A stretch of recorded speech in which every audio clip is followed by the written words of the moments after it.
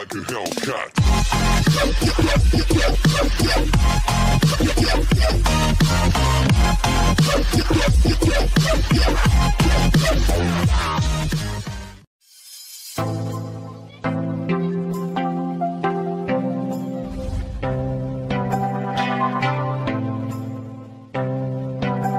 Magandang araw po sa inyong lahat.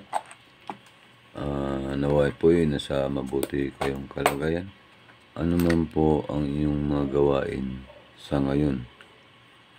Bago po tayo magsimula, nais ko muna pasalamatan ang aking mga followers, aking mga subscribers na patuloy na nagsubaybay ng aking mga videos.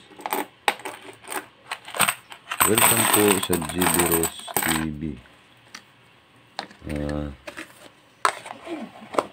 Mayroon lang po tayong tatalakayin itong dalawang taon, yung 1999 at saka yung year 2000. Yan po. Ito po yung mga coins na aking ipapakita sa inyo, yung taon na year 2000 at saka year 1999. Hindi ko na po i-detalye sa inyo kung ano ang mga nito sa kanya. Ito po ay gawa sa nickel brass. Yan po. Ito po yung 1999 na ang good nito ay wala po siyang price sa good. Yung taon 1999. Ito po ay isa na rin sa mga mahirap mahanap na umiikot sa ating sirkulasyon.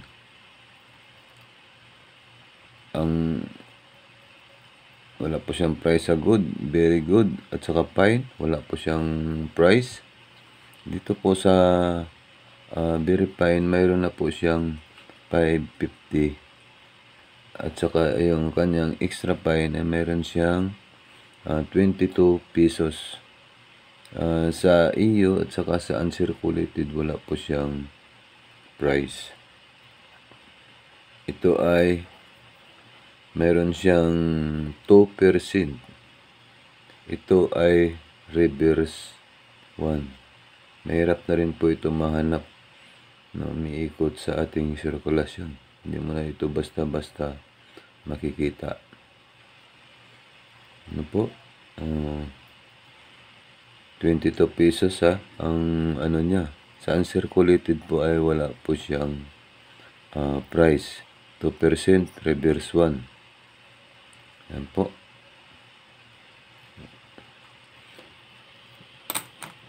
Ito naman po ang taon, year 2000. Yan po. Semi hard to find. Isa rin to sa hindi nyo na basta-basta makikita na umiikot sa ating sirkulasyon. Ito po ang sa good po, wala po siyang price. Very good, wala po siyang price. Yung sa fine, wala rin po. Sa very fine, mayroon na po siyang price dito, 56 pesos. Ang extra fine po niya ay wala po siyang price, ang EU. At saka sa uncirculated, wala po siyang price. Ito ay meron lamang na 0.8%. Napakababa po ng mintage nito. Ito po ay reverse 1 din po. Yan po. Pagdating dito sa uncirculated, maaring na tumaas yung price niya dito. Yan po. Depende sa kolektor kung magkaano ang bili sa inyo. Yan po, basta ang kondisyon ang kondisyon ng coins ang hinahanap ng mga collectors. Ito po ay semi-hard to find. Hindi na basta makikita na umiikot sa ating sirkulasyon. Opo.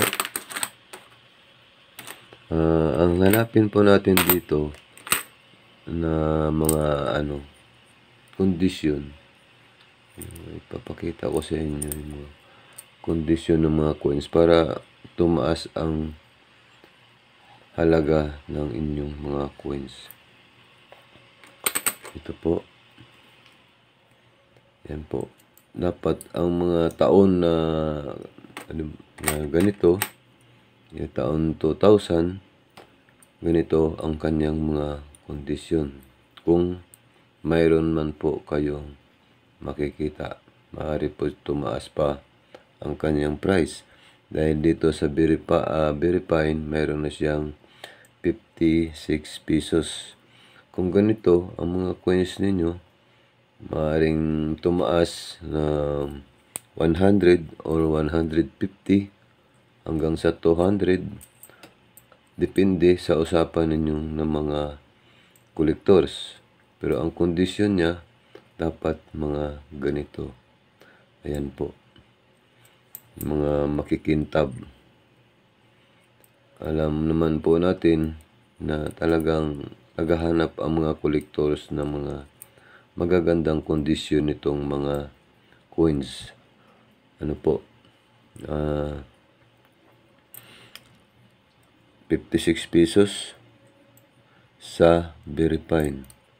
Yan po, tandaan po natin. At kung makakuha man kayo, ingatan nyo na po. At kung sakali man hinahanap na ito ng mga collectors,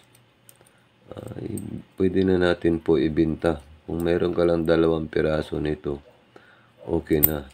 Na taon 2000. Tapos ang kanyang kondisyon ay ganito. Ano po? Makikintab po. Maring mahirap tayo makakita ng mga semi-hard to find ng mga ganitong kondisyon dahil ito po ay matagal na rin umiikot sa ating sirkulasyon. Habang tumatagal, paluma ng paluma yung ating mga coins. Ano po, kaya pag nakakuha po tayo, ingatan po natin para hindi na po siya magasgas o madumihan pa. Ano po?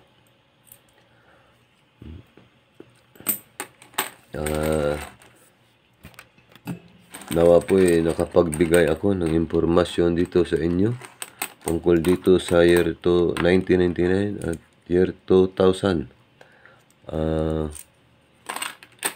Huwag nyo sanang kalimutan na mag-like, mag-share, mag-subscribe.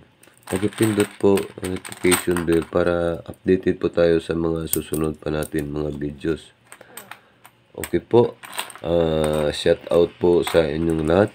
Maraming salamat po sa inyong muli. Bye-bye.